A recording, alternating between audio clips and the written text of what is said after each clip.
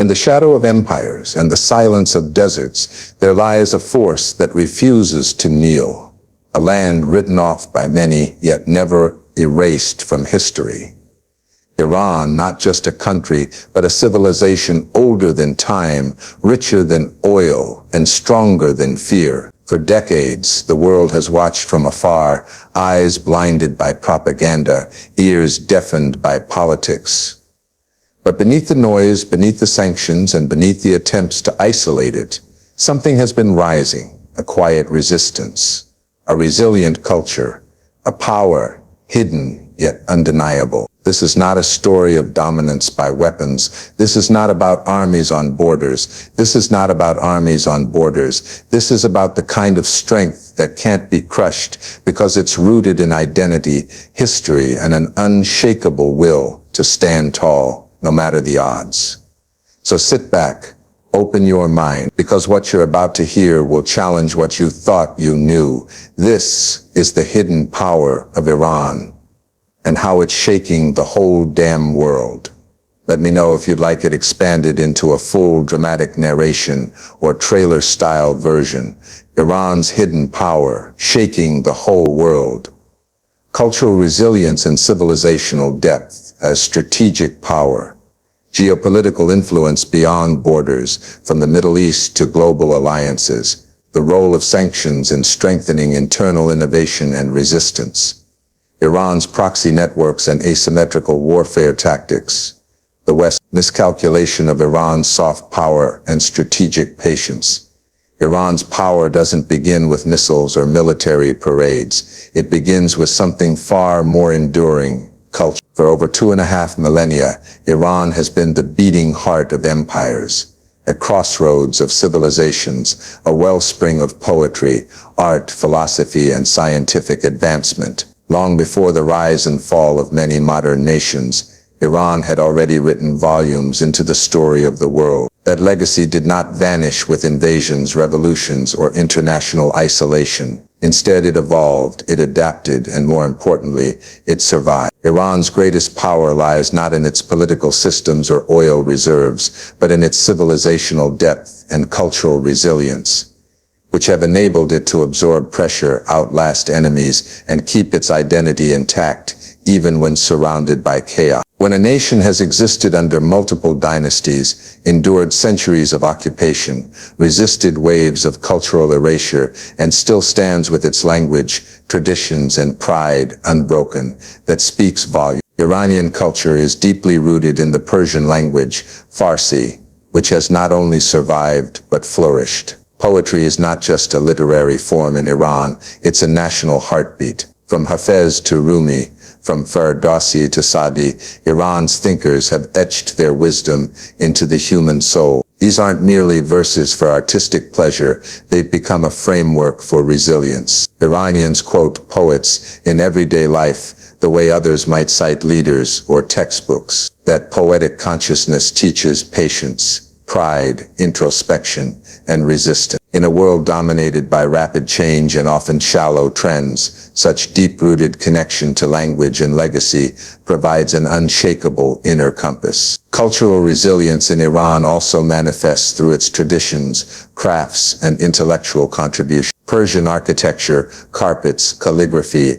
and cuisine aren't museum relics. They're alive, breathing, woven into the everyday lives of its people. Despite economic sanctions, despite restrictions on international trade, Iranian art, design, and creativity continue to emerge, proving that culture is not a luxury, it's a lifeline. It's how a people remain whole when they're under pressure to fracture. Iranian families continue to celebrate Nowruz, the Persian New Year, with ancient rituals that predate Islam and Christianity. In doing so, they aren't merely following tradition, they're reaffirming identity, sovereignty, and survival. Cultural continuity like that cannot be bombed, banned, or sanctioned out of existence. That is real power. Moreover, Iran's educational and intellectual traditions have long been underestimated. Even under economic hardship, Iran has maintained a strong emphasis on education. It boasts a high literacy rate, and its universities continue to produce engineers, scientists, philosophers and physicians at a world-class level. In a region often stereotyped for conflict, Iran invests in intellectual capital that in turn fuels innovation. You see it in their advancements in medicine, nuclear technology, aerospace, and cybersecurity. While the world has tried to cut Iran off, it has instead forced it to become self-reliant. This doesn't mean isolation, it means adaptation. That kind of strategic patience and internal development is not just impressive, it's threatening to those who underestimate it. What makes Iran's cultural resilience especially unique is that it transcends generational lines. The youth, even those born long after the 1979 revolution, inherit the same pride and historical consciousness as their grandparents. This is not accidental. It is the result of storytelling, of education, of deep social cohesion that does not allow history to fade. In many countries, young people drift from the past. In Iran, they often carry it forward, sometimes in protest, sometimes in reform, but always with a sense of belonging to something bigger. That gives Iran a kind of national coherence that isn't easy to replicate. When a society knows who it is, it cannot be easily dismantled.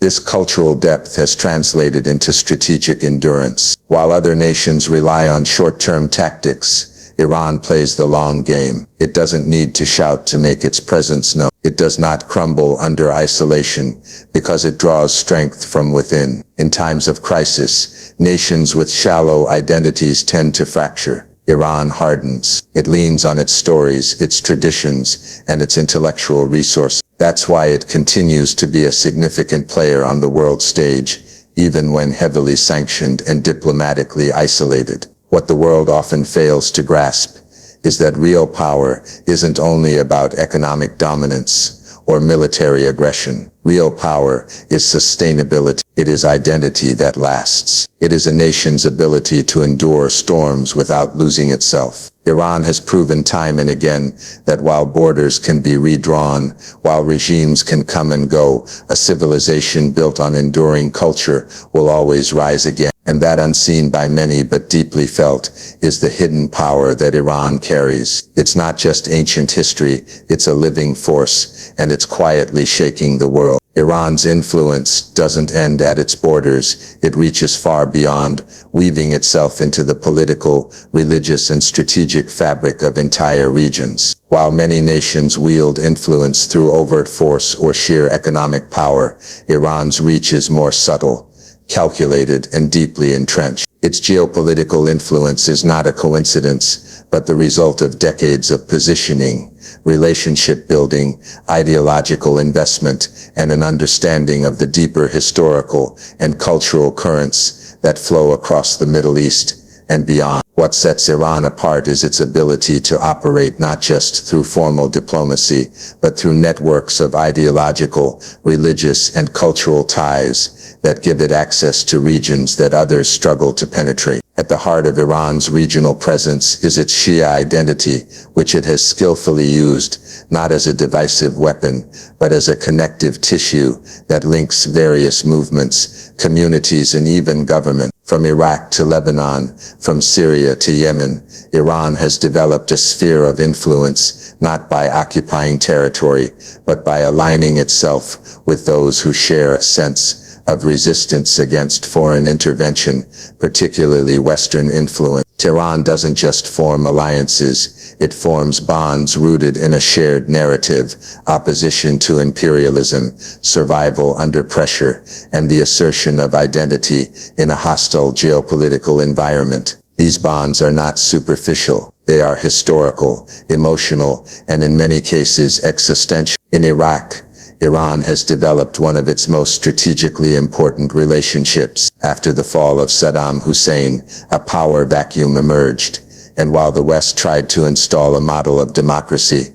Iran moved more quietly and effectively. Through religious ties, economic influence, and the backing of powerful militias, it established a deep presence within Iraq's political landscape. Today, key Iraqi political parties and militia groups maintain close ties to Tehran, not through force, but through shared history, sectarian ties, and a mutual distrust of Western agendas. The bond between Qom and Najaf, the two great Shia religious centers in Iran and Iraq, symbolizes not only theological kinship, but also political alignment. Iran's ability to maintain influence in Iraq without direct control is a testament to its understanding of soft power and long-term strategy.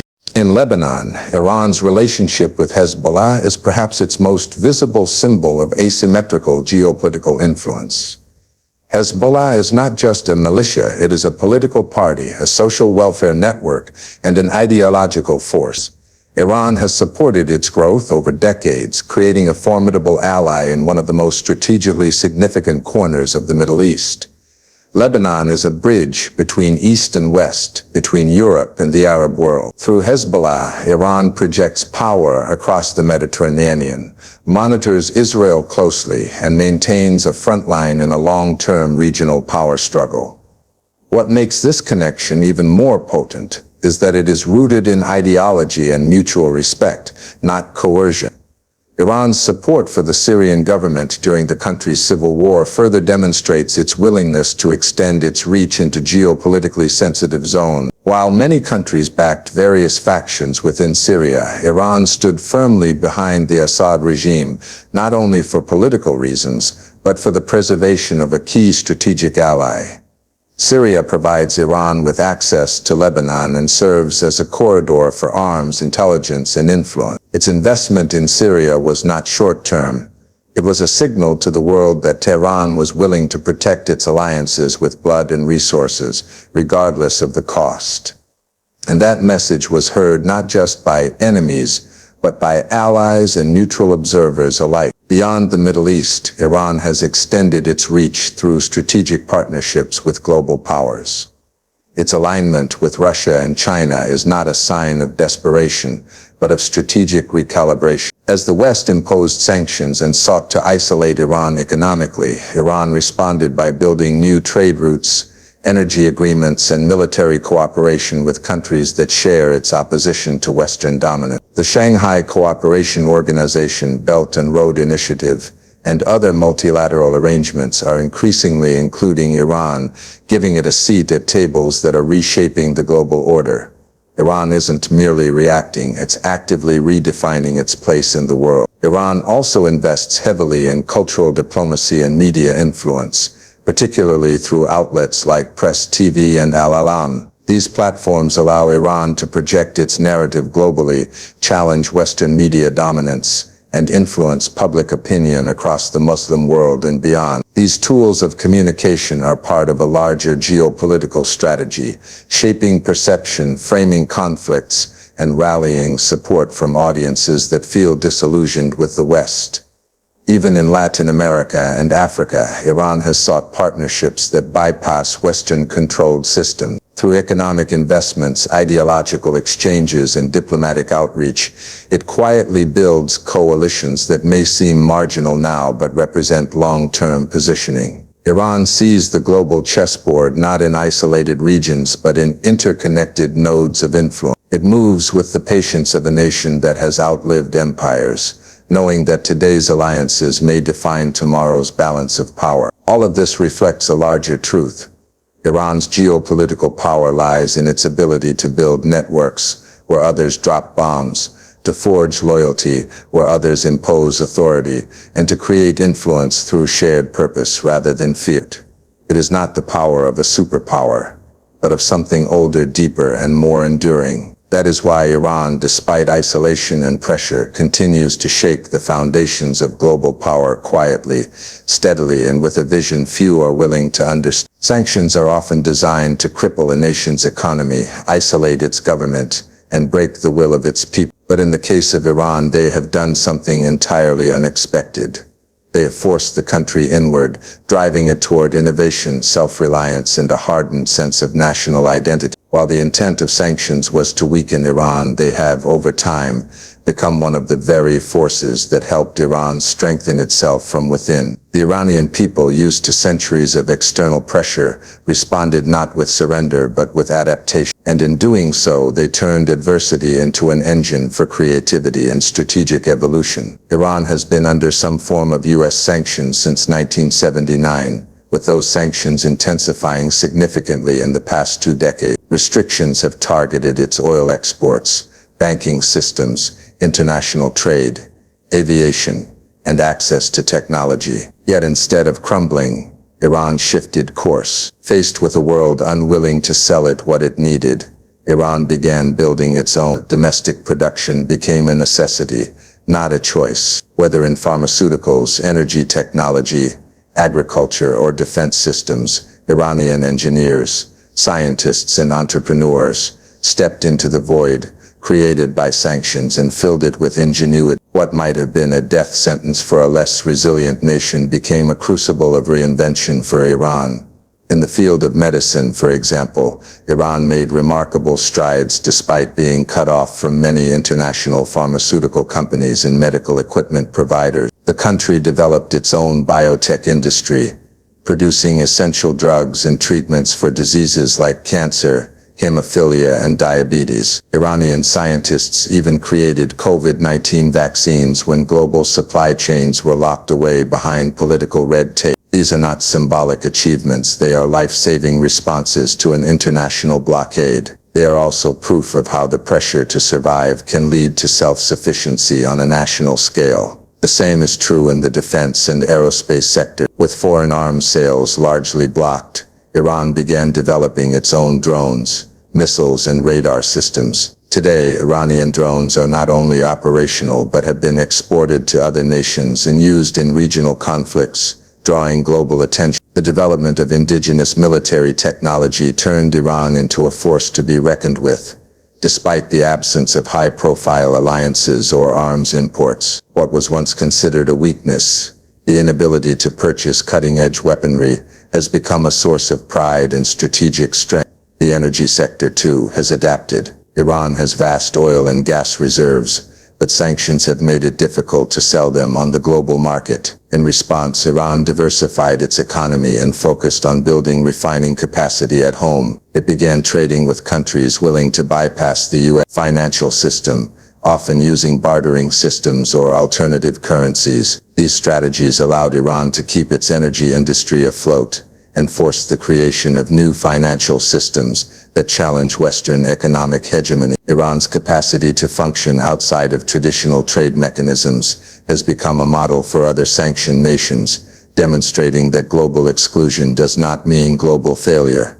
Sanctions have also played an unexpected role in uniting the Iranian people. When a country is attacked economically, its population often turns against its own leaders. But in Iran, the narrative has largely been one of resistance. The government has used sanctions as proof of Western aggression and as justification for pushing domestic production, scientific advancement, and cultural preservation. This has helped frame hardship not as punishment but as a test of strength. Instead of weakening the social fabric, the sanctions have in many ways reinforced it, encouraging Iranians to buy local, support one another, and view their survival as a collective mission. Even in the digital world, Iran has used its isolation to grow. It has built internal networks, developed homegrown apps, and launched satellites into orbit. While this hasn't been without limitations, it proves again that necessity breeds capability. Iran's tech sector may not rival Silicon Valley, but it does reflect a society that refuses to be left behind. Young Iranians,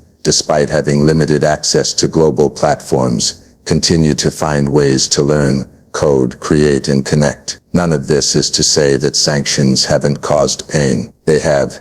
Iran's economy has suffered. Its people have faced shortages, inflation, and limited opportunities. But through it all, Iran did not fold. Instead, it restructured, it innovated, it redefined itself under pressure. And in doing so, it emerged not as a broken nation but as one that found strength in adversity and power in perseverance. The world expected Iran to break. What it did instead was bend, rebuild, and rise with a defiance that can't be sanctioned out of existence. Iran's military strategy is not built on sheer size or conventional power. It thrives in complexity, adaptability, and invisibility. While global powers often showcase strength through tanks, aircraft carriers, and nuclear stockpiles, Iran has invested heavily in a form of warfare that operates under the radar. This is the realm of asymmetrical warfare, and Iran has mastered it. The essence of this approach lies in using untraditional methods to challenge superior forces, exploiting their weaknesses and shifting the battlefield in ways that make conventional superiority irrelevant. Iran's use of proxy networks, decentralized militias, and non-state actors has allowed it to influence conflicts, extend its reach,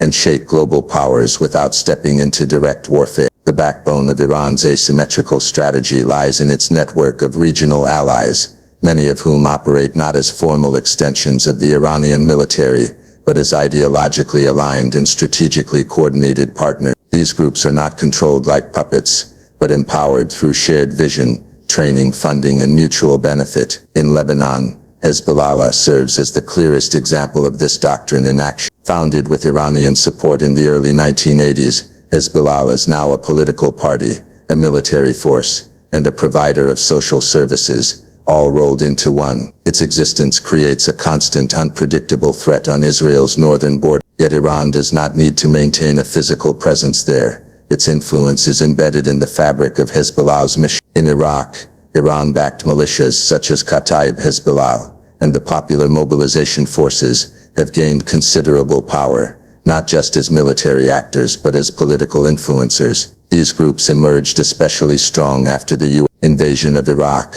filling the security vacuum and gaining legitimacy among local populations. While officially Iraqi, their allegiance to Iran's ideology and strategic vision gives Tehran a strong hand in Iraqi affairs. These militias can apply pressure, disrupt foreign operations, or stabilize a region, depending on what suits Iran's long-term goals. They serve as tools in a chess game where Iran does not need to make the first move to control the board. Yemen represents another theater where Iran's indirect approach has significant impact. Through its support of the Houthi movement, Iran has created a scenario where a relatively small force can tie up vast military resources from Saudi Arabia and its allies. The Houthis have developed missile and drone capabilities that have struck deep into Saudi territory, targeting oil infrastructure and military assets. These attacks are cost-effective, hard to intercept, and psychologically impactful. Though Iran denies direct control over the Houthis, the transfer of technology, training, and strategy is evident. This kind of warfare causes damage far beyond the battlefield. It sends a message of reach and resilience. In Syria, Iran's role is more overt. By supporting the Assad regime, Iran has maintained its access to vital corridors connecting it to Lebanon and the Mediterranean. It has used the Syrian conflict to expand its intelligence networks, deploy troops, and coordinate with other regional actors, including Russia. Iranian-backed militias operate side by side with Syrian forces, fighting not only against rebels but against extremist threats and foreign intervention. Syria has become a testing ground for Iran's operational strategy, combining military presence, logistics coordination, and ideological influence to shape the outcome of a prolonged conflict. But Iran's asymmetrical warfare tactics go beyond traditional battlefield. Cyber warfare has become a key component of its strategy. Iran has been linked to a range of cyber attacks, targeting critical infrastructure, financial institutions, and communication systems in rival nations. These operations are low cost, hard to trace, and capable of disrupting economies and government operations without firing a single bullet. Iran's cyber units are not just defensive, they're proactive, sending a clear message that the country can retaliate or disrupt at will. This is warfare in a new domain, where power is measured in data breaches and digital sabotage rather than body counts. Maritime strategy also plays a role in Iran's asymmetrical playbook. In the Strait of Hormuz, Iran has repeatedly demonstrated that it can harass or disrupt global oil shipping lanes with small, fast attack boats, mines, and drones. These tactics do not rely on large naval vessels, but on agility, unpredictability, and the use of geography to its advantage. The very threat of instability in this narrow waterway is enough to send shockwaves through global oil markets, and Iran controls that threat with precision, turning a narrow stretch of sea into a lever of global pressure. What makes Iran's approach so powerful is that it doesn't seek head-on confrontation. Instead, it reshapes the terms of engagement. It turns its weaknesses, economic constraints, conventional limitations into strengths by by fighting on its own terms. This strategic agility has allowed Iran to punch far above its weight, counterbalance stronger foes, and influence conflicts without risking all-out war. Its proxy network is not a backup plan, it is the plan. And that plan continues to reshape power dynamics in a region where unpredictability is the ultimate weapon.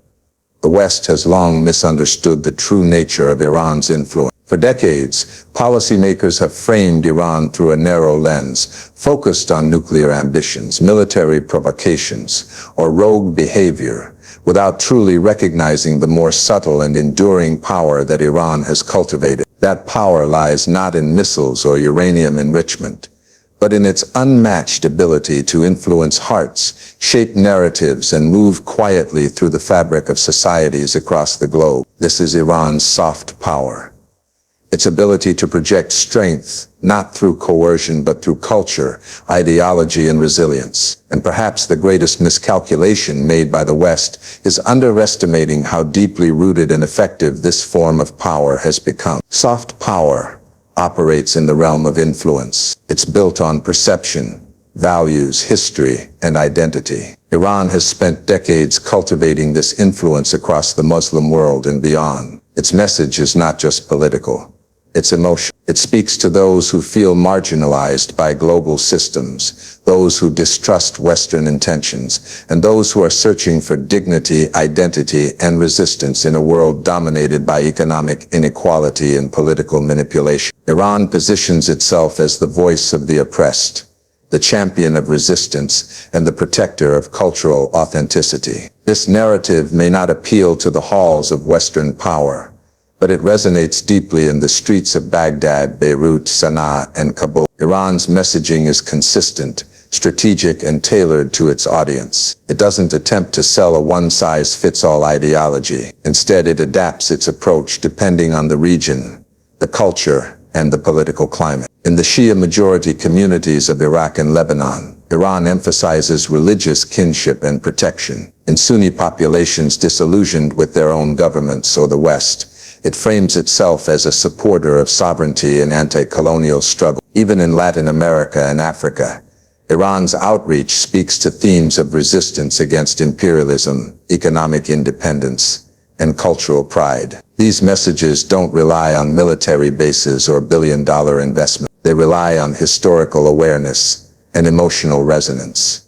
Two things Iran has mastered. Iran's media presence plays a vital role in this strategy. State-run outlets like Press TV, Al-Alam, and Hispan TV broadcast in multiple languages, offering an alternative narrative to Western-dominated news cycles. These platforms don't simply defend Iranian policies, they challenge global power structures, amplify the voices of the disenfranchised, and provide a stage for dissent against the status quo. By creating a counterbalance to mainstream narratives, Iran positions itself as not just a country but a movement. This kind of media influence doesn't fade with sanctions. It grows stronger, especially among those who feel unheard in the global conversation. One of the most significant elements of Iran's soft power is its deep cultural heritage. While the West often views Iran through a modern political lens, millions around the world still associate it with the grandeur of Persian civilization. From the poetry of Rumi and Hafez to the architectural marvels of Isfahan and Shiraz, Iran's cultural exports carry weight far beyond politics. These symbols of refinement, wisdom, and depth humanize the Iranian identity and build bridges where politics cannot. When the world isolates Iran economically,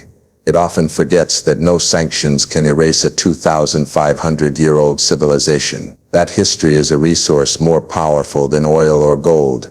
It grants Iran legitimacy in the eyes of many who see themselves in the stories it tells. Strategic patience has also been a core feature of Iran's soft power. While other nations chase short-term wins or media-friendly breakthroughs, Iran plays the long game. It doesn't always respond to provocation with force. Sometimes it responds with silence, with restraint, or with carefully timed influence. This approach frustrates adversaries who expect aggression, but are instead met with calm calculation. Iran understands the rhythm of history.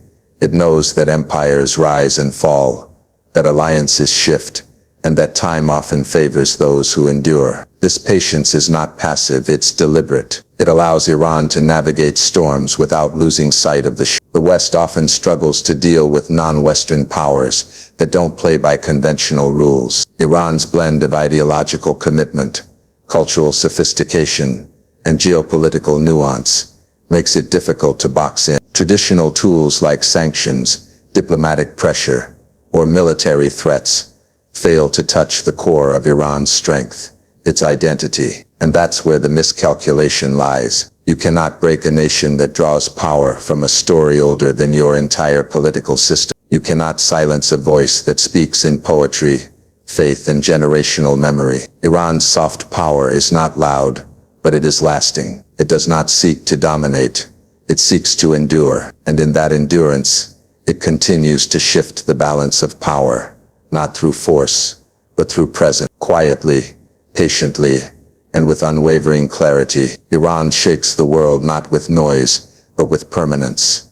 So now you've seen it, what lies beneath the headlines, beyond the sound bites, and far past the surface level assumption. Iran's power was never just about politics, never just about oil, never just about its defiance of Western pressure. Iran's power lies deeper in its culture, in its memory, in its patience, and in its ability to remain unshaken while the world moves around. This is a country that has been tested by war, cornered by sanctions, and painted as a threat by global powers. And yet it stands, not just standing, but reshaping the ground beneath through soft power and hard lessons, through proxy strategy and poetic resilience. Iran has become something the world cannot ignore and cannot quite understand. You may disagree with its policies, you may challenge its alliance, but what you cannot deny is that Iran has endured, and through that endurance, it has gained something rare in our modern world: strategic depth, rooted in timeless identity. The world may try to silence it, but Iran speaks in the voice of centuries. The world may try to isolate, but Iran connects through culture, spirit, and resistance. And while others measure power by noise, Iran continues to move with quiet force, shaping regions, challenging norms, and reminding us all, power that lasts is never loud. It's lived, it's earned, and above all, it's remembered. This is Iran, not broken, not forgotten, but rising, still shaking the world.